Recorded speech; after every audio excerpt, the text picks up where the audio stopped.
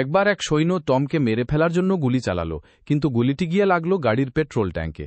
এতে সব পেট্রোল গড়িয়ে বাইরে বেরিয়ে এলো। ওদিকে গাড়ির ভেতরে বসা টম এই বিষয়ে কিছুই জানত না। সে একটি লাইটার বের করল, কিন্তু সেটি নষ্ট ছিল, তাই সে রেগে লাইটারটি বাইরে ছুঁড়ে ফেলে দিল।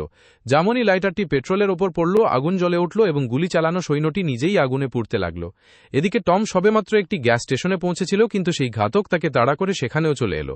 যখন টমের খেয়াল অন্যদিকে ছিল, তখন ঘাতক তাকে অজ্ঞান করার জন্য পেছন থেকে এলো, কিন্তু বাতাসের তোড়ে নেশা লাগানো রুমালটি তার নিজের মুখেই চলে গেল এবং সে নিজেই অজ্ঞান হয়ে গেল। ঘাতক অজ্ঞান হতেই টম সেখান থেকে বেরিয়ে গেল। কিছুক্ষণ পর যখন ঘাতকের জ্ঞান ফিরল এবং সে ওঠার চেষ্টা করল, তখনই তার হাতে থাকা চাকুর কারণে একটি টায়ার ফেটে গেল। এবার তো সৈন্যরা অবাক, এই লোক মানুষ নাকি ভূত, না গুলিতে মরে আর না ধরা পড়ে। কিন্তু টমের কাছে জেনারেলের বিরুদ্ধে দুর্নীতির প্রমাণ ছিল, তাই তাকে এমনভাবে মারা জরুরি ছিল যাতে সবার মনে হয় এটি কেবল একটি দুর্ঘটনা। একজন ঘাতক তার গাড়িতে একটি টাইম বোমা লাগিয়ে দিল। তখনই একটি মাছি এসে টমকে বিরক্ত করতে লাগল। মাছিটি বারবার এসে তাকে জ্বালানোই তার মনোযোগ নষ্ট হচ্ছিল। টম বিরক্ত হয়ে গাড়ি থামিয়ে দিল। বোমা ফাটতে এখন মাত্র 10 সেকেন্ড বাকি ছিল। অবশেষে মাছিটি এক জায়গায় গিয়ে বসল। যেমনই টম সেটিকে মারার জন্য নিজের জুতো দিয়ে আঘাত করল, একটি জোরালো বিস্ফোরণ হল। দূরে দাঁড়িয়ে থাকা এক সিপাহী বলল, এত বড় বিস্ফোরণে তো মানুষ কি ভূতও বাঁচবে না। কিন্তু টমের শরীরে একটা আঁচড় পর্যন্ত লাগল না। সে আরাম করে একটি ট্যাক্সি ধরল এবং নিজের বাড়ি পৌঁছালো। সে তার প্রতিবেশীকে বলল, আপনার গাড়ি বিস্ফোরণে উড়ে গেছে।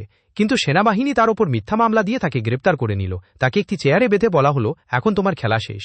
এটি শুনে টমের খুব রাগ হলো। সে তার পুরো শক্তি দিয়ে দড়ি ছিঁড়ে ফেলল এবং জানালা দিয়ে লাফ দিল। তখনই এক সিপাহী পতাকার দড়িতে আটকে উপরে উঠে গেল এবং জানালার পাশে দাঁড়িয়ে থাকা জেনারেলকে পেটাতে লাগল। অন্য এক সিপাহী টমের দিকে বন্দুক তাক করল, কিন্তু টম পতাকার দড়ি ছেড়ে দিল। ফলে উপরে ঝুলে থাকা সিপাহীটি বাকি লোকেদেরও পড়িয়ে পড়ল। এই সুযোগ কাজে লাগিয়ে টম সেখান থেকে পালাল এবং দেয়াল টপকে সবার সামনে দিয়ে বাইরে বেরিয়ে গেল। বাইরে তার পরিবার গাড়িতে তার জন্য অপেক্ষা করছিল। সে দ্রুত গাড়ি চাবি ঘোরাতে লাগলো, কিন্তু তার স্ত্রী বললেন, আরে বোকা, তুমি তো প্যাসেঞ্জার সিটে বসে আছো। দ্রুত দুজনে সিট বদল করলেন এবং এবার গাড়ি স্টার্ট হলো। রাতে যখন সবাই বাড়ি পৌঁছালো, তারা জানত না যে মৃত্যু তাদের জন্য অপেক্ষা করছে। বাবা এবং পরিবার চুপি চুপি ভেতরে ঢুকতে লাগলেন, কিন্তু দুজন সৈন্য তাদের দেখে ফেলল। এক সিপাহী তীর দিয়ে হামলা করলো, কিন্তু তীরটি একটি খুঁটিতে আটকে গেল। যখন ছেলেটি তীর বের করার চেষ্টা করলো, তখন পুরো খুঁটিটি ভেঙে পড়ল এবং সৈন্যদের ওপর গিয়ে পড়ল, যার ফলে তারা সরাসরি মাটির নিচে চাপা পড়ে গেল। বন্ধুরা, ভিডিওটির পার্ট 2 দেখতে চাইলে কমেন্ট করে জানান।